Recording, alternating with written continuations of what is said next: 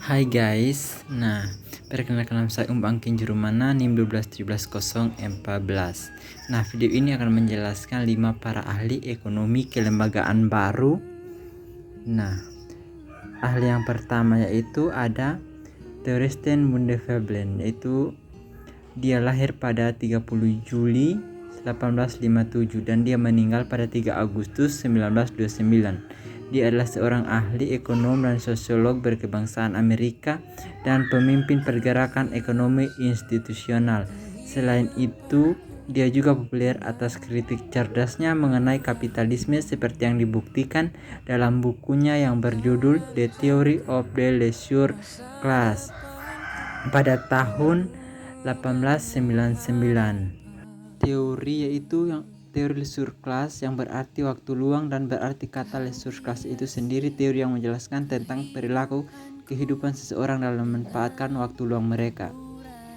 Para ahli yang kedua yaitu ada Joseph Alois Schumpeter. Dia lahir pada 8 Februari 1883 di Tres, Ceko. Dia meninggal pada 8 Januari 1950. Pasangannya adalah Elizabeth Bodis Schumpeter. Pendidikannya di Universitas Wiener, Theresianum, Universitas Harvard, dan dia terpengaruh oleh Karl Marx dan Maximilian Weber, Ludwig von Mises, Leon, dan Walter Scott lainnya.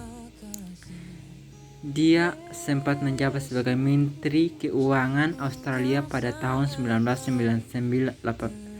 Salah satu ekonomi paling berpengaruh abad ke-20, Schumpeter mempopulerkan istilah destruksi kreatif dalam ekonomi.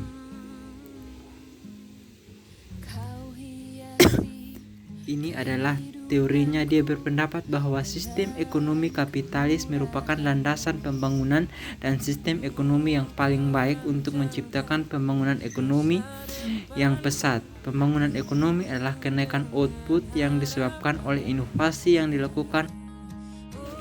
Ahli yang ketiga itu ada Maximilian Weber. Dia lahir pada tanggal 21 April 1864 di Erfurt, Jerman. Bidang keahliannya di ekonomi, sosiologi, sejarah, hukum, politik.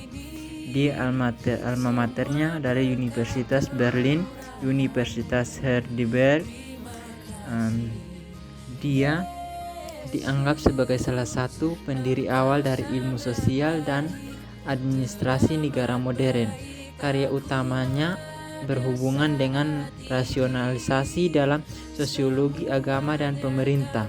Meski ia sering pula menulis bidang ekonomi, karyanya paling populer adalah esai yang berjudul Etika Protestan dan Semangat Kapitalisme.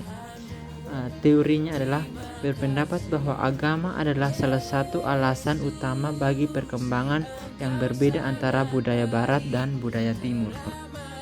Ahli yang keempat yaitu ada Gunnar Myrdal. Dia lahir di Gustav, Swedia pada 6 Desember 1898. Dia adalah ekonom dan politikus Swedia. Gunnar merupakan anggota parlemen dari Sosial Demokrat dan menjabat sebagai Menteri Perdagangan Swedia pada tahun 1945 hingga 1947. Ia merupakan profesor ekonomi kerakyatan di Fakultas Ekonomi Stockholm pada tahun 1933 hingga 1947.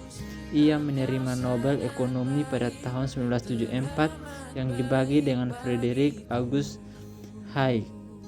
Dia menikah dengan Alpha. Teorinya Gunnar Myrdal itu berpendapat bahwa pembangunan ekonomi menghasilkan suatu proses sebab menyebabkan sirkuler yang membuat si kaya mendapat keuntungan semakin banyak dan mereka yang tertinggal di belakang menjadi semakin terhambat. Itulah teorinya. Itu tokoh ekonom dan tokoh pendidikan juga, dan dia seorang peneliti juga. Ahli yang terakhir yaitu ada Ronald Henry Coase, aliasnya Ronald Coase.